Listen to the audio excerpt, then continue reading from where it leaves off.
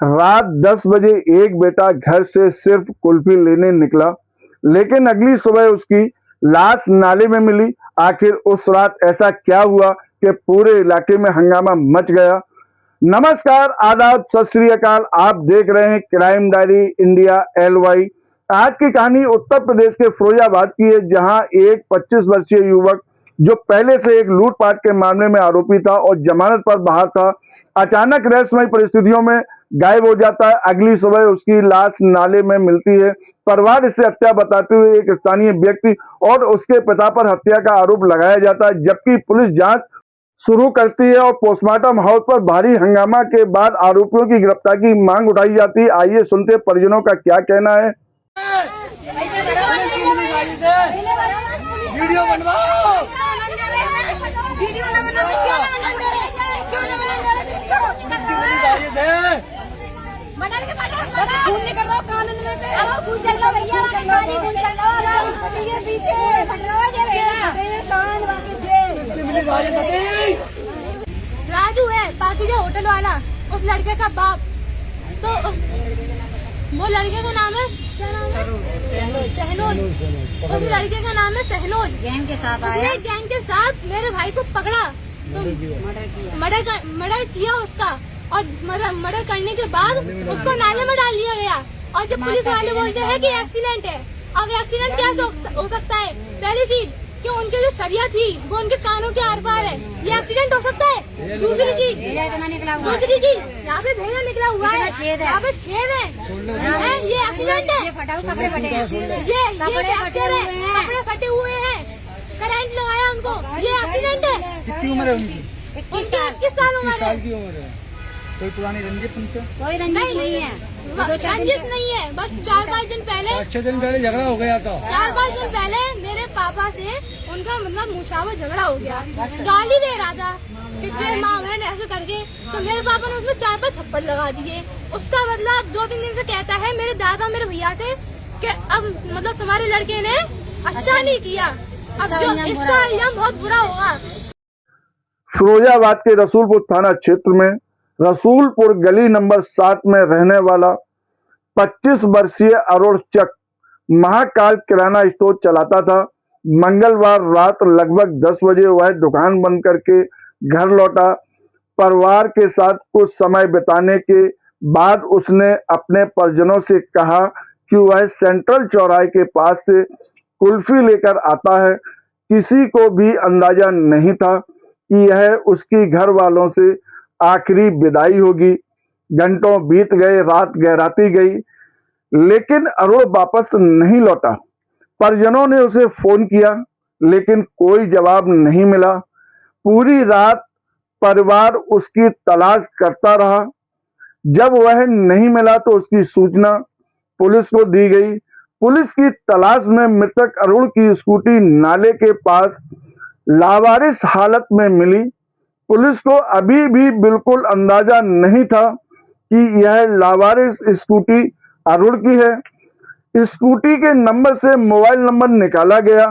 देर रात संपर्क करने की कोशिश की गई, लेकिन बात नहीं हो सकी। बुधवार सुबह हाजीपुरा स्थित आगरा रोड पर मस्जिद के पास नाले में लोगों की नजर एक शव पर पड़ी, तो तुरंत पुलिस को सूचना दी गई। पुलिस मौके पर पहुंची। जब शव को बाहर निकाला गया तो उसकी पहचान अरुण चक के रूप में हुई। पास में उसकी स्कूटी और चप्पल भी मिली। पुलिस ने यह सूचना परिवार को दी। परिवार के लोग घटनास्थल पर पहुंच गए। उन्होंने मृतक के रूप में अपने बेटे अरुण चक के रूप में पहचान की। परिवार का रो रो कर बुरा हाल था। परिजनों का आरोप था कि पाकीजा होटल को चलाने वाले उसके मालिक और उनके बेटे सहरोज ने हमारे बेटे की हत्या की है।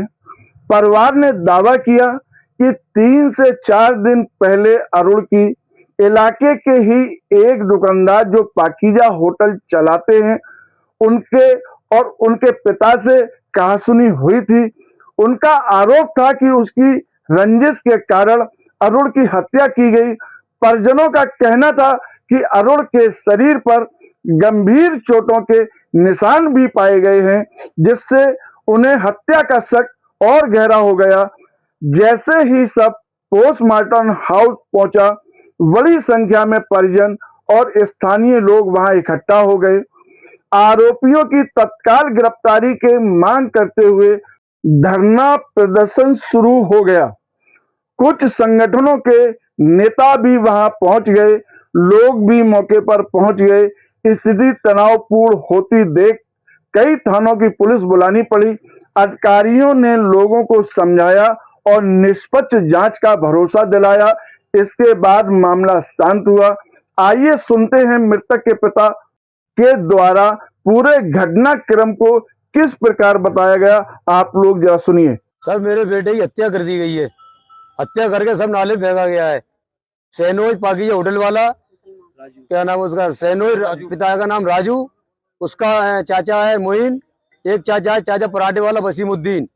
इन लोगों ने मिलकर अपने साथियों के साथ उसकी दर्दनाक तरीके से हत्या कर दी गई है। और हत्या करके मुस्लिम इलाके में जो नाला है हाजीपुरे की तरफ जाते हैं, आगा साहिब मस्जिद के सामने नाला बड़ा, उसमें मिट्टी मिली है सर उसकी। और स्कूटी जो हमारा लड़का लेके गया था, वो स्कूटी वहां पर खड़ी मिली है, उसमें चाबी भी लगी मिली है। एक चप्पल वहां पर मिली है बाहर, एक चप्पल मिली है नाले के अंदर। आपका बेटा कितने साल का था और कब से गायब था? मेरा बेटा 21-22 साल का था और रात को 11 बजे दुकान जो मेरे घर पे है किराने की, वो 11 बजे दुकान वो ही बढ़ाता था। दुकान बंद करके चाबी घर पे अपनी माँ को दे दी उसने कि मैं अभी आ रहा हूँ, कि मैं जैन साहब की कुल्फी ले आऊँ मम्मी। तो उन्होंने कहा ठीक है आ जाइयो। तो वो अपने जाके लेट गई। इंतजार देख देख के वो लेट गई, सो गई। हम तो पहले सो गए थे सर। जे नहीं आया, इंतजार देखते देखते इतना गौर भी नहीं किया। तो हो सकता है हमारे भैया रहते हैं करबला पे, माँ पहुंच गया होगा, बहन रहती है हिमापुर में, माँ पहुंच गया होगा। ये दिमाग नहीं लगाया कि अब इसके साथ में क्या घटना होगी। जब सुबह बच्चा नहीं आता है 5 बजे, तो हमने देखा, हम दुकान खोल रहे, तो मेरा लड़का कहाँ भी अरुण नहीं आया। एनो घरों कुल्फी लेवे जा रहे हैं, कुल्फी लेकर नहीं लौटा। फिर हमने अपने भैया को पूछा, भैया वो अरुण आओ जा। तो भैया बोले अरुण तो ना आओ। रात में 1 बजे के 10 मिनट में कॉल आई थी। किसकी कॉल है? बैक कॉल करी तो कोई थाना रसूलपुर पे कोई ऐसो है क्राइम ब्रांच के, ओमनाथ सिंह को यादव है। तो उन्होंने कहा था ये नंबर मेरा है कि आपने सर कॉल की थी कि हाँ वो रात में कॉल की थी, स्कूटी आपकी कहाँ है? उन्होंने कहा स्कूटी मेरी स्कूटी मेरे घर पे होगी साहब, मैं तो करबला यहाँ स्वागनर रहता हूँ। क्या स्वागत वो मान नहीं है घर पे, थाना रसूलपुर आ जाओ आप। जब थाना रसूलपुर हम लोग पहुंचते हैं तो वहाँ देखते हैं गाड़ी खड़ी हुई थी। तो वो साहब बता रहे थे कि ऐसे ऐसे स्कूटी हमें वहाँ पर नाले के पास मिली थी, चाबी इसी मिली थी, एक चप्पल पड़ी मिली थी। तो हमारे पिताजी ने कहा कि हमारा बेटा भी था नाती, कि वो हमें नहीं पता कहाँ है। फिर साहब हम वहां से सारे लोग इकट्ठे हो गए, मोहल्ले के कुछ लोग हो गए इकट्ठे, घटना स्थल पर पहुंचते हैं जहाँ पर हमको बताई गई थी। मिट्टी मिली है। जब हमने वहाँ देखा तो कुछ लोगों से हमने पूछताछ भी की। कैमरे लगे साहब वहाँ पे चौकी पे, बंद है वो भी। नाले की पुलिया पे जो वो है सहायता केंद्र, वहाँ पे तो चौकी है, तो वहाँ पे कैमरे लगे साहब। तो हमने कहा सर मैंने इसमें देखी अब।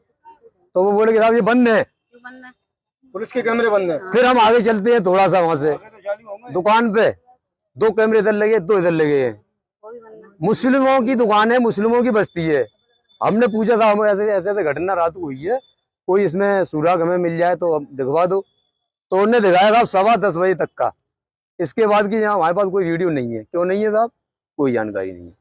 अब पहुंचते घटना स्थल पर साहब, वहां पर कोई कैमरा नहीं था। पड़ोसियों को हमने पूछा कि यहाँ पे भैया क्या हुआ था, कि भैया ऐसा हुआ था रात को बड़ी तेज स्कूटी की आवाज आई थी, किसी गाड़ी की, स्कूटी से उन्होंने नहीं देखा था, किसी गाड़ी के टकराने की आवाज आई थी। तो हमने सोचा कोई नाले में गिर गया है। 2 बार कट कट की आवाज आई थी, नाले में गिर गया। तो नाले में सर इतना इतना पानी था, अगर बच्चा गिरता भी जिंदा होता तो तड़पता, हाथ पैर फेंकता। कुछ पुलिस वाले, कुछ महल्ले वाले लोग भी उसमें कूदे थे, पुलिस वाले डंडों से जो देख रहे थे। घटना स्थल पर जब उन्होंने देखा, जब बच्चा नहीं मिला और हम जब पहुंचे तो फिर बच्चा वहीं मिला।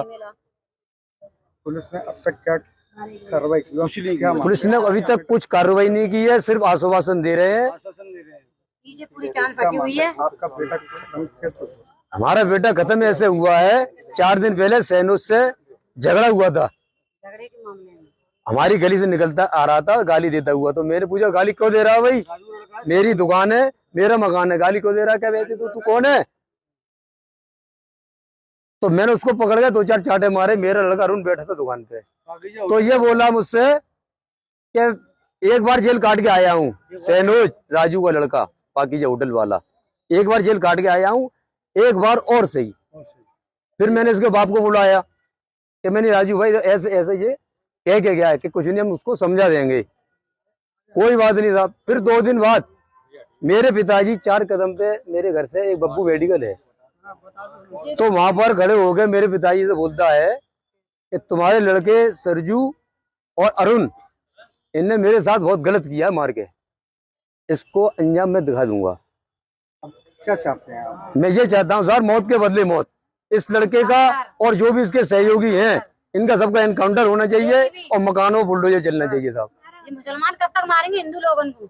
मुसलमानों ने घेर के मेरे लड़के को नाले से लेके वहां तक मारा है, नाले तक। अभी तक खून निकल रहा है इसके, ये- पूरी चांद फटी है, ये मेरी बहन देख कर आई थी, पूरी चांद कान में पूरा पूरा- इधर इधर पार हो रहे हैं, ताजी खून चल रहा है, इतना छेद पीछे है।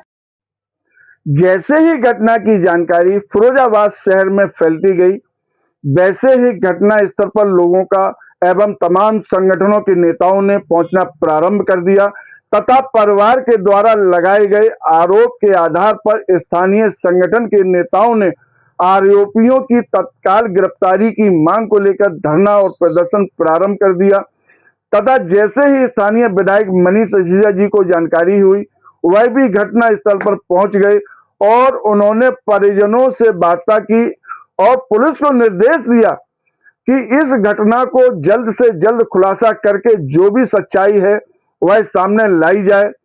पुलिस ने स्थानीय नेताओं तथा परिजनों एवं स्थानीय विधायक मनीष सिसोदिया जी से वार्ता करके आश्वासन दिया कि घटना का शीघ्र ही शीघ्र खुलासा किया जाएगा।